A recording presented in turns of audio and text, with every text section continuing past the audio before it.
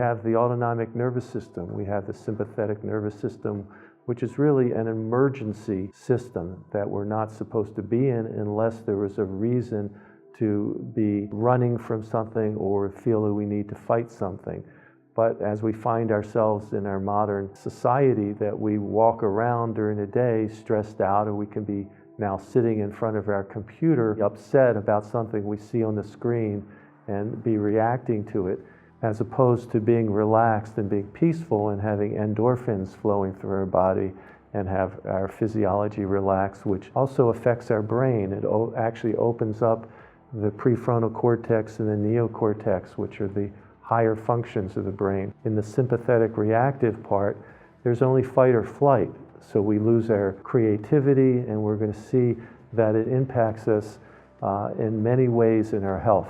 The brain shifts to the amygdala, the amphibian part of the brain, and to the right prefrontal cortex, and shuts down the higher cortical functions, your prefrontal cortex and your neocortex. The place that we want to use for intelligent, wise decisions is actually shut down. And that's why if we get really angry or upset about something, we do something we would consider stupid, like maybe say something very unkind to someone we love very dearly, like our wife or husband, or particularly ourselves. And the part of our brain that's supposed to say, no, you know, that's not a good idea, is not on board.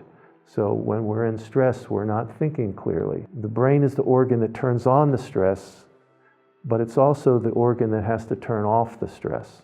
The stress hormones that we release are actually toxic to the brain, particularly the hippocampus.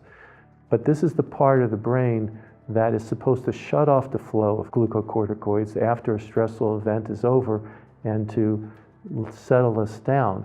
But the cells are physically killed by the stress hormones, and this is what creates PTSD, that if a soldier's in a war area, war zone for a long time, and they're very sensitive to every sound that might be a bomb, a hidden bomb, and worried of something happening the next moment, they're releasing these incredible volumes of stress hormones all the time. They're more reactive to things, but they also, the stress hormones have destroyed the hippocampus, and they can't settle down. So this is the PTSD crisis that we see from the military or from ourselves from great stress. So we have this stress, either perceived or physical stress, or the inability to sleep, which creates a psychological response, which creates an endocrine response, ultimately affecting our immune function. We know from sleep medicine that we have something called sleep debt.